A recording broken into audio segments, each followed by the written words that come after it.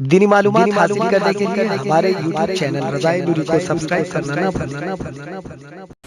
السلام علیکم ورحمۃ اللہ وبرکاتہ۔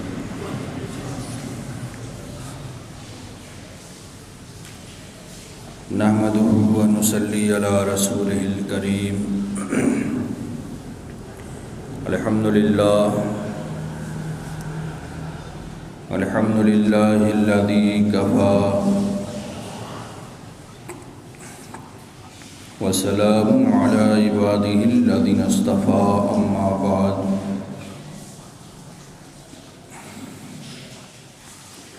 فاعوذ باللہ من الشیطان الرجیم،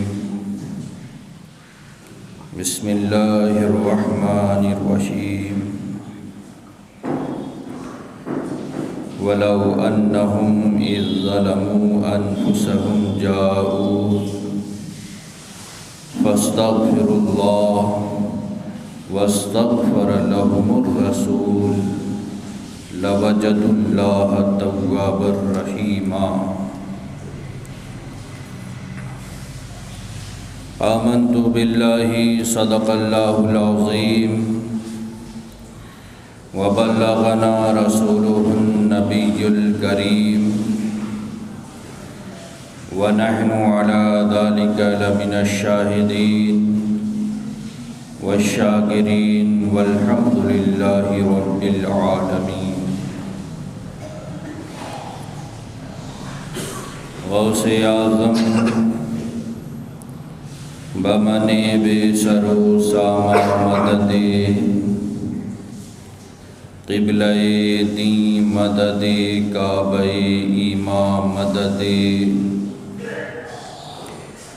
ما گدائم تو سلطانی دو عالم ہستی،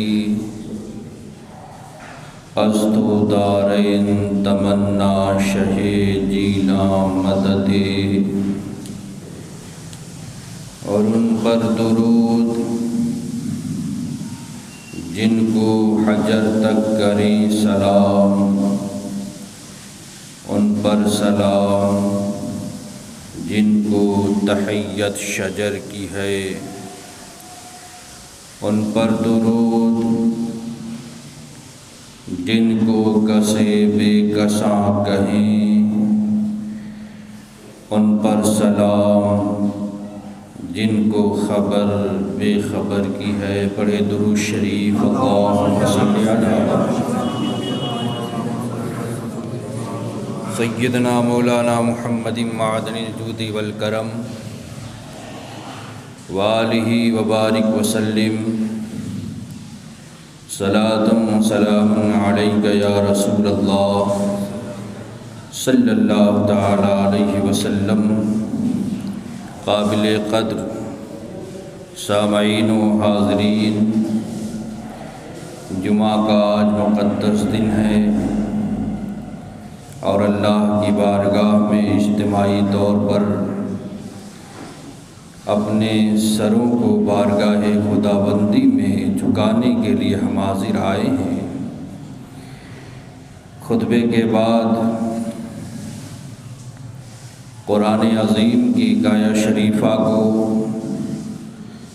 آپ کے سامنے تلاوت کرنے کا شرف حاصل کیا۔ خلاق عالم وحدہ لا شریک ارشاد فرماتا ہے، وَلَوْ أَنَّهُمْ إِذ ظَلَمُوا أَنفُسَهُمْ جَاءُوكَ، اگر لوگ اپنی جانوں پر ظلم کریں، فَاسْتَغْفِرُوا اللَّهَ، اور اللہ کی بارگاہ میں مغفرت طلب کرے، وَاسْتَغْفَرَ لَهُمُ الرَّسُولُ، اور رسول بھی ان کے لیے اللہ کی بارگاہ میں مغفرت طلب کرے، تو لَوَجَدُوا اللَّهَ تَوَّابًا رَحِيمًا، تو یقیناً وہ اللہ کو تواب اور رحیم پائیں گے، گناہوں کو بخشنے والا پائیں گے۔ اعلیٰ حضرت امام اہل سنت مجدد دین و ملت ارشاد فرماتے ہیں، مجرم بلائے آئے ہیں جاؤ کا ہے گواہ، سند ہو کبھی یہ شان کریموں کے در کی ہے۔ یعنی اللہ تعالیٰ نے اپنے کلام میں خود یہ ارشاد فرمایا ہے، جب لوگ اپنی جانوں پر ظلم کریں، ظلم کرنے کے بعد محبوب کی بارگاہ میں آ کر سفارش طلب کریں اور رسول گرامی وقار صلی اللہ علیہ وسلم بھی ان کے حق میں میری بارگاہ میں دعا کریں گے تو یقیناً میں ان کی دعا کو قبول کر لوں گا۔ عزیزان محترم، انسان گناہ کا پتلا ہے، گناہ اس سے سرزد ہوتے ہیں۔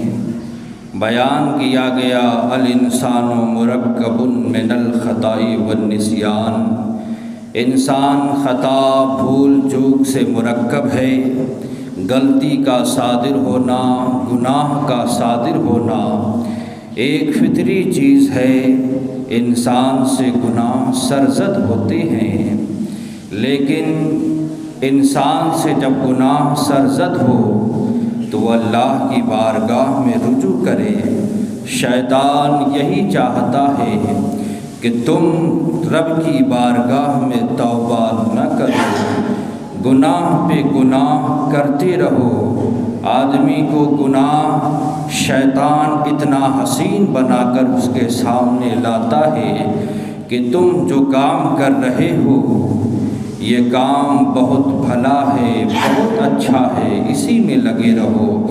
گناہوں کا انسان خوگر ہو جاتا ہے، کیونکہ شیطان ہمارا ازلی دشمن ہے، اس لیے اس کی ہمیشہ نہ صرف اس کی بلکہ اس کی پوری ذریت کی یہ ارادہ ہے کہ تمہیں گناہ پہ برانگیختہ کرے، اور جب تم گناہ کر لیتے ہو تو اسے بڑا سکون ملتا ہے۔ لیکن یہی انسان جب گناہ کرتا ہے تو دل کی وادی سے ایک آواز آتی ہے کہ اے بندے، تو نے گناہ کیا ہے، یہ بہت برا فعل ہے، بہت ہی برا کام ہے، تو نے اس طریقے کا کام انجام دیا ہے۔ اللہ نے تجھے اپنی عبادت کے لیے پیدا کیا، اپنی بندگی کے لیے پیدا کیا، تو عیاشیوں کی دہلیز پہ جا رہا ہے، شراب کی بوتلوں کو اپنے لبوں سے لگا رہا ہے، سودی کاروبار کر رہا ہے، حرام طریقے سے مال حاصل کر رہا ہے۔ اے انسان، یہ غلط کام ہے تو گناہوں کے دلدل سے نکل آ۔ جب نفس کی یہ آواز آتی ہے، انسان جب اس آواز کو سنتا ہے، دل کی آواز کو، تو اسے اپنے آپ پہ اور اپنے کیے پہ بڑا افسوس ہوتا ہے، یہ میں نے کیا کر دیا، اتنے بڑے بڑے جرائم میں نے کیے، ایسے ایسے میں نے گناہ کیے۔ اب اسے اپنے آپ پہ ملامت ہوتی ہے، وہ اپنے کیے پہ افسردہ ہوتا ہے، پھر رب کی بارگاہ میں آنسو بہاتا ہے، ندامت کرتا ہے اپنے کیے پہ، جو اس نے کام کیا اس پہ وہ شرمندگی کرتا ہے۔ اللہ کی بارگاہ میں جب ندامت کے آنسو بہاتا ہے تو اللہ رب العزت اس کی توبہ کو قبول کر لیتا ہے۔ محبوب کائنات سرور عالم صلی اللہ علیہ وسلم ارشاد فرماتے ہیں، اللہ تبارک و تعالی حی ہے، وہ حیا والا ہے، وہ کریم ہے، وہ کرم والا ہے۔ اللہ کی بارگاہ میں جب بندہ ہاتھ اٹھا کے دعا کرتا ہے تو ایسا حیا والا ہے کہ کہتا ہے فرشتوں، یہ بندہ میری بارگاہ میں ہاتھ اٹھا کے دعا کر رہا ہے تو میری رحمت کو حیا آتی ہے کہ خالی ہاتھ واپس کر دوں، لہذا اے فرشتوں میں اس کے گناہوں کو معاف کر دیتا ہوں۔ میرا رب رحیم بھی ہے، کریم بھی ہے، اس کے رحمت کی کوئی وسعت نہیں ہے۔ رب خود فرماتا ہے ان رحمتی وسعت کل شیء، بے شک میری رحمت ہر شے کو گھیرے ہوئے ہے، ہر شے کو احاطہ کیے ہوئے ہے۔ اللہ کی رحمت رب کے غضب کو بھی گھیرے ہوئے ہے۔ جب بندہ اپنے گناہ پہ نادم ہوتا ہے، شرمندہ ہوتا ہے اور اللہ کی بارگاہ میں ندامت کے آنسو بہاتا ہے تو اللہ تعالیٰ اس کے گناہوں کو بخش دیتا ہے۔ لہذا اے لوگو، گناہوں میں پھنسے ہوئے ہو تو اللہ کی بارگاہ میں سچی توبہ کر کے رب کی طرف لوٹ آؤ۔ اللہ تعالیٰ تعالیٰ تواب الرحیم ہے، وہ تمہارے گناہوں کو بخش دے گا اور تمہاری توبہ کو بھی قبول کر لے گا۔ مجھے یاد آتا ہے خلیفہ عبد الملک بن مروان کے دور میں ایک شخص جو ہے اپنے گناہوں کی وجہ سے اس قدر بوجھل ہو جاتا ہے اور اپنے کیے پہ اتنا شرمندہ ہوتا ہے کہ اب وہ گھوڑے پر سوار ہو کے عبد الملک بن مروان کے دربار میں آتا ہے، واویلا کرتا ہے، چیخو پکار کرتا ہے، ہائے میں ہلاک ہو گیا، میں برباد ہو گیا، میں نے بڑے بڑے جرائم کیے ہیں، بڑے بڑے میں نے پاپ کیے ہیں، اب میرا کیا ہوگا؟ عبد الملک بن مروان نے کہا کیا تیرے گناہ زمین و آسمان سے بھی بڑے ہیں؟ تو وہ کہتا ہے ہاں میں نے ایسے بڑے بڑے گناہ کیے ہیں، ایسے بڑے بڑے پاپ میں نے کیے ہیں کہ میرے گناہ زمین و آسمان سے بھی بڑے ہیں۔ پھر عبد الملک نے کہا کیا تیرے گناہ لوح اور قلم سے بھی بڑے ہیں؟ کہا ہاں میں نے ایسے ایسے گناہ اور جرائم کیے ہیں کہ وہ لوح اور قلم سے بھی بڑے ہیں۔ کیا تیرے گناہ عرش اور کرسی سے بھی بڑے ہیں؟ کہا ہاں میرے گناہ عرش اور کرسی سے بھی بڑے ہیں۔ پھر عبد الملک نے کہا کیا تیرے گناہ رب کی رحمت سے بھی بڑی ہے؟ اللہ اللہ، جیسے ہی عبد الملک نے یہ کہا کہ رب کی رحمت سے بھی تیرے گناہ بڑے ہیں، تو وہ کہتا ہے اللہ اللہ، رب کی رحمت سے کہاں سے میرے گناہ بڑھ سکتے ہیں؟ تو عبد الملک نے کہا کیوں پریشان ہوتا ہے، کیوں فکر مند ہوتا ہے؟ جا رب کی بارگاہ میں ندامت کے آنسو بہا، سجدہ کر اللہ کی بارگاہ میں، سچی توبہ کر، اللہ تیری توبہ قبول کر لے گا۔ اب وہ عبد الملک کے دربار سے مطمئن ہو کر نکلا ہے اور چین اور سکون کی سانس لیا ہے۔ جناب والا تو وسیلے کی اہمیت کو آپ سمجھے۔ کبھی ایسا ہوتا ہے انسان جو ہے رب کی بارگاہ میں توبہ کرتا ہے، اللہ کی بارگاہ میں گڑ گڑا کے دعا کرتا ہے، اے مولا تو میری توبہ کو قبول فرما، اے مولا تو میری توبہ کو قبول فرما۔ رات بھر کہتا ہے ربی ربی ربی، لیکن اس کے گناہ جو ہے اللہ بخشتا نہیں ہے۔ بندہ رات بھر ربی ربی کہتا ہے، مسافرت کے عالم میں ربی ربی کہتا ہے، بڑا گندہ حال ہے تب کہتا ہے ربی ربی، لیکن اللہ اس کی دعا کو قبول نہیں کرتا، اس لیے کہ دعا کے شرائط نہیں پائے جا رہے ہیں۔ جس زبان سے وہ دعا کر رہا ہے وہ زبان حرام کھاتی ہے، بدن پہ جو کپڑا پہنا ہوا ہے وہ حرام کے لباس پہنا ہوا ہے۔ عزیزان محترم، تو اس کی دعا کیسے قبول ہو جب معاملہ یہ ہوتا ہے، جب اس کی دعا قبول نہیں ہوتی ہے؟ اب وہ سوچتا ہے جب بلا واسطہ میری دعا اللہ کی بارگاہ میں قبول نہیں ہوتی ہے، اب چلو واسطے کے ذریعے رب کی بارگاہ میں دعا کی جائے اور کسی برگزیدہ ذات کے توسل سے اللہ کی بارگاہ میں دعا کرے، ہو سکتا ہے اس ذات کے سبب سے اللہ میری مغفرت فرما دے، میری بخشش فرما دے۔ عزیزان محترم، وسیلے کو آپ نظر میں رکھتے ہوئے اب آئیے قرآن کی آیات پہ غور کرتے ہیں۔ اللہ تعالیٰ نے حضرت آدم علیہ السلام کی تخلیق کی۔ رب فرماتا ہے انی جاعل فی الارض خلیفہ، میں زمین پہ اپنا نائب بنانے والا ہوں۔ اللہ نے آدم علیہ السلام کی تخلیق کی۔ آدم علیہ السلام جنت میں رہے، بہت واقعہ طویل، اس کے بعد جو ہے آپ نے گندم کھا لیا جس کے سبب سے آپ جو ہے زمین پر آ گئے۔ اب جناب والا آدم علیہ السلام اللہ کی بارگاہ میں توبہ کر رہے ہیں، ان سے جو یہ لغزش ہوئی، جو تسامح ہوئی، جو بھول ہوئی، اب اس پر آپ رب کی بارگاہ میں رو رہے ہیں، گڑ گڑا رہے ہیں، رب کی بارگاہ میں توبہ کر رہے ہیں، لیکن جناب والا توبہ قبول نہیں ہو رہی ہے، آنسو بہا رہے ہیں، ایسے نالا پھگا اور آہوں پھگا کہ اللہ اللہ کی پتھر کا کلیجہ پھٹ جائے۔ آنسو اس قدر کے آنسوؤں کا دریا بہ گیا، سالہ سال روتے رہے آدم علیہ السلام۔ پھر ایک دن زبان سے کچھ ایسے کلمات نکل گئے، رب کی رحمت بچل گئی ہے اور آدم علیہ السلام کی توبہ قبول ہو گئی ہے۔ وہ الفاظ کیا تھے جس کے سبب سے آدم علیہ السلام کی توبہ قبول ہوئی ہے؟ تو تفسیر عزیزی میں بیان یہ کیا گیا، حضرت سیدنا فاروق اعظم رضی اللہ تعالیٰ عنہ بیان کرتے ہیں، میرے آقا سرور عالم صلی اللہ علیہ وسلم نے ارشاد فرمایا، جب آدم علیہ السلام جب روتے روتے ایک دن ان کے دل میں خیال پیدا ہوا،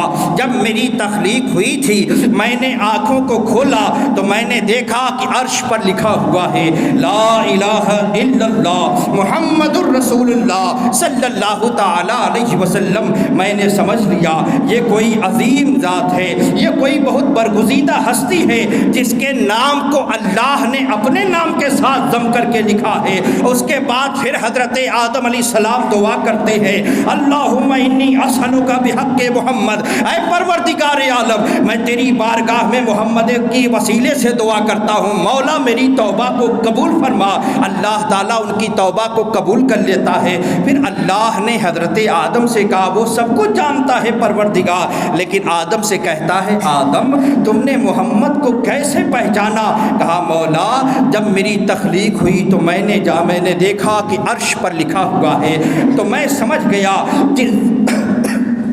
جس ذات کے نام کو مولا تو نے اپنے نام کے ساتھ ضم کر کے لکھا ہے وہ بہت عظیم ہستی ہوگی، کیوں نہ ان کے وسیلے سے دعا کی جائے۔ تو جناب محترم اللہ تعالیٰ نے حضرت آدم علیہ السلام سے کہا اے آدم یقیناً وہ ذات میری بارگاہ میں بہت ہی زیادہ مقرب ہے اور بہت عظیم ہے، اگر انہیں پیدا کرنا مقصود نہ ہوتا تو اے آدم تجھے بھی پیدا نہ کرتا، وہ تیری اولاد میں سے ہوں گے، سب سے آخر میں میں ان کو مبعوث کروں گا اور وہ آخری نبی بن کر اس دنیا میں جلوگر ہوں گے۔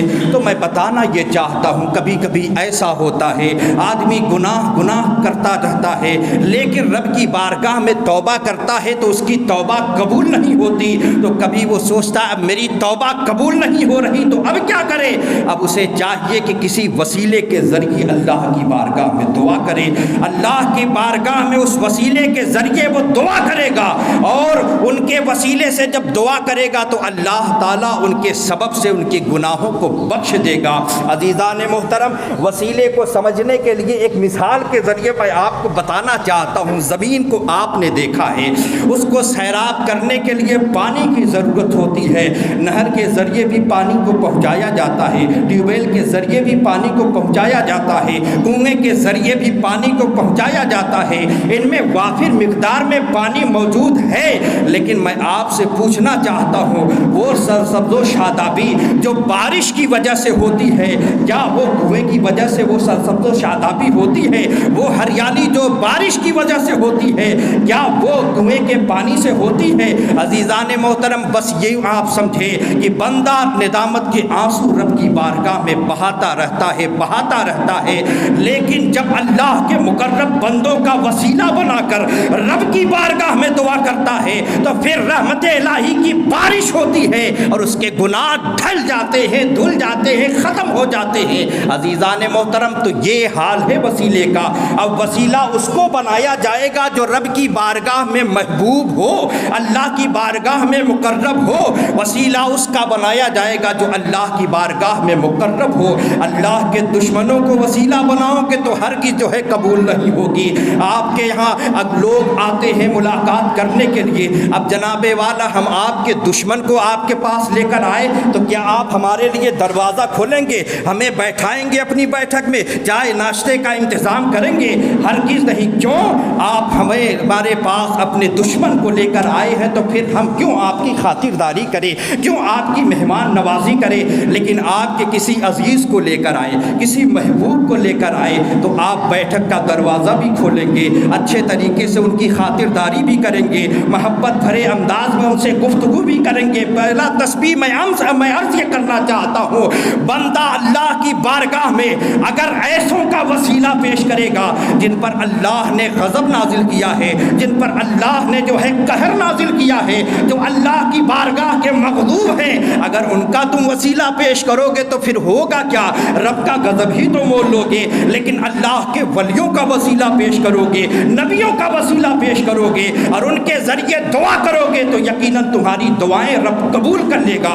عزیزان محترم، لاکھ گناہ آدمی کرے، چاہے کتنا بھی گناہ کر لے، لیکن اللہ کے محبوب کے وسیلے سے دعا کرے گا تو اللہ تعالیٰ اس کی دعاؤں کو قبول کر لے گا۔ اسی کی ترجمانی اللہ حضرت اعلیٰ حضرت فرماتے ہیں، مجرم بلائے آئے ہیں جاؤ کا ہے گواہ، پھر رد ہو کب یہ شان کریموں کے در کی ہے۔ اے مولا، تو نے خود قرآن میں فرمایا ہے، وَإِذْ ظَلَمُوا أَنفُسَهُمْ جَاءُوا فَاسْتَغْفِرُوا اللَّهَ وَاسْتَغْفَرَ لَهُمُ الرَّسُولُ لَوَجَدُوا اللَّهَ تَوَّابًا رَحِيمًا۔ اگر لوگ اپنی جانوں پر ظلم کرے اور اے محبوب تیری بارگاہ میں آ کے سچی توبہ کرے اور تو بھی ان کے ذریعے میری بارگاہ میں دعا کرے تو یقیناً یہ لوگ مجھے تواب الرحیم پائیں گے، توبہ قبول کرنے والا پائیں گے، رحم کرنے والا پائیں گے۔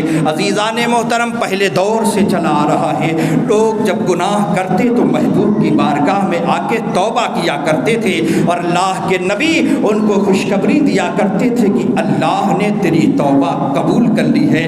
بڑے بڑے جرائم لوگوں نے کیے ہیں۔ حضرت عمرو ابن عاص کے توبہ کا واقعہ حدیث پاک میں ذکر کیا گیا کہ حضرت عمرو ابن عاص جب محبوب کی بارگاہ میں آئے اور کہتے ہیں یا رسول اللہ مجھے کلمہ پڑھا کر مسلمان کر لیجئے، اسلام میں داخل کر لیجئے، انہوں نے ہاتھ بڑھایا، حضور اکرم صلی اللہ علیہ وسلم کی بارگاہ میں ہاتھ بڑھایا، پھر حضور نے ہاتھ بڑھایا، اب جیسے ہی ہاتھ بڑھایا انہوں نے ہاتھ کھینچ لیا، پھر اس کے بعد پھر دوبارہ ایسا کیا، پھر انہوں نے ہاتھ کھینچ لیا، پھر کیا، پھر ہاتھ کھینچ لیا۔ حضرت نبی کائنات سرور عالم صلی اللہ علیہ وسلم نے کہا اے عمرو کیا معاملہ ہے، تم ہاتھ بڑھا رہے ہو پھر ہاتھ کھینچ رہے ہو، پھر بڑھا رہے ہو پھر کھینچ رہے ہو، پھر بڑھا رہے ہو پھر کھینچ رہے ہو، آخر تمہارے دل میں خلش ہے کیا وجہ ہے؟ تم ہاتھ بڑھاتے ہو کھینچ لیتے ہو، معاملہ کیا ہے؟ تو حضرت عمرو ابن عاص کہتے ہیں یا رسول اللہ میں نے بڑے بڑے گناہ کیے ہیں اور گناہ ہی میں میری زندگی گزری ہے، اب میں آپ کی بارگاہ میں آ کے اسلام قبول کر رہا ہوں، تو اب بتائیے کیا گزشتہ کی جو میرے گناہ ہے وہ اللہ معاف کر دے گا؟ تو حضور نے یہ نہیں فرمایا یہ معاملہ تو رب کا ہے، جاؤ تم خانہ کعبہ میں طواف کرو، اللہ کی بارگاہ میں توبہ کرو، گڑ گڑاؤ، تب اللہ تمہاری توبہ قبول کرے گا۔ نہیں، بلکہ حضور فرماتے ہیں اللہ میرے آقا فرماتے اسلام گزشتہ کے سارے گناہ کو معاف کر دیتا ہے، تو کلمہ پڑھ لے اللہ تیرے سارے گناہ معاف کر دے گا۔ حضور اکرم کی زبان سے جب انہیں معافی کی ضمانت مل گئی ہے تو عمرو بن عاص کہتے ہیں واللہ اس جملے سے مجھے اتنا سکون ملا کہ مجھے اس سے پہلے کسی چیز سے اتنا سکون نہیں ملا تھا۔ تو آپ سوچیں اللہ کی بارگاہ میں سچی توبہ کرنے کی اہمیت کیا ہے، اور جناب والا اور وسیلے کے ذریعے اگر آدمی گناہ کرے، اگر خود اہلیت نہیں رکھتا تو اللہ والوں کے وسیلے سے دعا کرے، اللہ تعالیٰ ان کے توسل سے دعائیں قبول کر لیتا ہے۔ اور یہ بات تو ایسا ہے جناب مخالف جماعت کے ان لوگوں نے بھی حضور کا وسیلہ پیش کیا، ان کی جماعت کے ایک بہت بڑے عالم کہے جاتے ہیں، ان کا نام ہے قاسم نانوتوی، انہوں نے تک کہا کرم کر اے کرم احمدی کے تیرے سوا، کرم کر اے کرم احمدی کی تیرے سوا، نہیں ہے قاسم بے کس کا کوئی حامی و یار۔ اب آپ دیکھیں قاسم نانوتوی جو ان کی جماعت کے قاسم العلوم والخیرات ہیں، جو بانی دارالعلوم دیوبند کہے جاتے ہیں، انہوں نے یہ کہہ دیا حضور کی بارگاہ میں کہ آپ کرم فرمائے، اس لیے کہ قاسم بے کس کا کوئی حامی اور یار نہیں ہے۔ اب جناب والا اب اس جماعت کے لوگ بھی یہ کہہ رہے ہیں، تو اب وہ لوگ جو یہ کہتے نہیں وسیلہ نہیں، استغاثہ نہیں، حرام ہے، ناجائز ہے، انہیں چاہیے کہ پہلے اپنے گھر کی خبر لے اور قاسم نانوتوی کے اوپر فتویٰ لگائے کہ اس نے کیوں کہا کرم کر اے کرم احمدی کے تیرے سوا، نہیں ہے قاسم بے کس کا کوئی حامی و یار۔ اس میں جو ہے اے احمد کہا گیا جناب والا، اے جو ہے یا کے معنی ہوتا ہے اے، اب یا جو ہے ندا کے ذریعے پکارا جاتا ہے، وہ کہتے غیر خدا کو یا کے ذریعے نہیں پکارنا چاہیے، تو یا جو ہے عربی لفظ ہے ہے اس کا اردو ترجمہ اے ہوتا ہے، اور خود قاسم نانوتوی خود کہہ رہا ہے کرم کر اے کرم احمدی کے تیرے سوا، وہ خود اے کے ذریعے حضور کو پکار رہا ہے۔ اب جناب والا اس کے اوپر کون سا فتویٰ داغو گے، کفر کا ڈالو گے، شرک کا یا بدعت کا، یہ تمہارا حال ہے، تم جانو۔ ہم تو نبی کی بارگاہ میں ضرور حاضری دیتے ہیں اور ان کے وسیلے سے رب کی بارگاہ میں دعا کرتے ہیں، اس لیے کہ اللہ نے خود ہمیں تعلیم دی ہے وَلَوْ أَنَّهُمْ إِذْ ظَلَمُوا أَنفُسَهُمْ جَاءُوا فَاسْتَغْفِرُوا اللَّهَ وَاسْتَغْفَرَ لَهُمُ الرَّسُولُ لَوَجَدُوا اللَّهَ تَوَّابًا رَحِيمًا۔ اگر لوگ اپنی جانوں پر ظلم کرے اور اے محبوب تیری بارگاہ میں آئے اور تو ان کے لیے دعا کر دے تو یقیناً اللہ کو تم تواب الرحیم پاؤ گے۔ عزیزان محترم، یہی وجہ تھی کہ جناب والا مولائے کائنات کہتے حضور کا وصال ہوا، اور وصال کے 3 دن کے بعد ایک عربی گھوڑے یا اونٹ پہ سوار ہو کے پراگندہ حالت تھی، اور آیا پوچھا حضور صلی اللہ علیہ وسلم کہاں ہے؟ لوگوں کی آنکھوں میں آنسو آ گئے، کہنے لگے ابھی 2-3 دن پہلے ہی نبی کائنات سرور عالم صلی اللہ علیہ وسلم کا وصال ہوا۔ اب اس عربی کی حالت دیگر ہو گئی، اس کے آنسو بہنے لگے۔ اس نے کہا اچھا یہ بتاؤ ان کا مزار کہاں ہے، مجھے حضور کے قبر انور کے پاس بتا دو، جگہ کہاں ہے؟ لوگوں نے کہا یہ ہے نبی کائنات صلی اللہ علیہ وسلم کا روضہ اور یہ مزار رسول ہے۔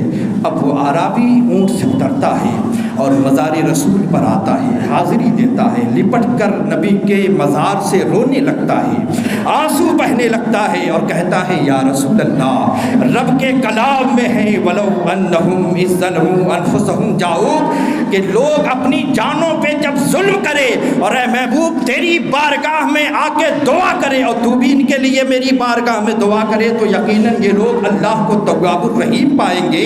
تو وہ کہتا ہے مولا یا رسول اللہ، میں نے اپنی جان پہ ظلم کیا ہے، میں نے اپنے نفس پر ظلم کیا ہے، قرآن میں ہے کہ تیری بارگاہ میں آئے، میں آپ کی بارگاہ میں حاضر آیا ہوں، یا رسول اللہ میرے لیے مغفرت کا پروانہ طلب کر لے رب سے۔ اللہ اللہ، وہ رو رو کے دعائیں کر رہا ہے۔ مولا علی کہتے ہیں اللہ اللہ کہ جیسے ہی وہ عربی رو رو کے نبی کی بارگاہ میں دعا کر رہا تھا، قبر انور سے آواز آتی ہے جا اللہ نے تجھے بخش دیا ہے۔ اللہ اللہ، آپ سوچے مزار رسول سے آواز آتی ہے کہ جا اللہ نے تجھے بخش دیا، تیرے گناہ اللہ نے معاف کر دیا۔ تو عزیزان محترم، پتہ کیا چلا، گناہ چاہے انسان چاہے کتنا بھی بڑا کر لے، لیکن اپنے گناہ پہ وہ نادم ہو کر شرمسار ہو کر سچی توبہ اگر رب کی بارگاہ میں کرتا ہے تو اللہ اس کی توبہ کو قبول کر لیتا ہے۔ کبھی بلا واسطہ توبہ قبول ہو جاتی ہے، کبھی اس کے ذریعے واسطے کی ضرورت ہوتی ہے، تو اللہ کے مقدس بندوں کے وسیلے سے اللہ کی بارگاہ میں دعا کرے گا تو یقیناً اللہ اس کی توبہ کو قبول کر لے گا۔ اعلیٰ حضرت کہتے ہیں مجرم بلائے آئے ہیں جاؤ کا ہے گواہ، پھر رد ہو کب یہ شان کریموں کے در کی ہے۔ عزیزان محترم، وقت ہو چکا ہے، آپ میں سے جو حضرات سنت نہیں ادا کی ہیں سنت ادا کر لیں۔ اللہ تبارک و تعالی ہمیں ان سب باتوں پر عمل کی توفیق عطا فرمائے۔ دینی معلومات حاصل کرنے کے لیے ہمارے YouTube چینل رضائے نوری کو سبسکرائب کرنا نہ بھولنا۔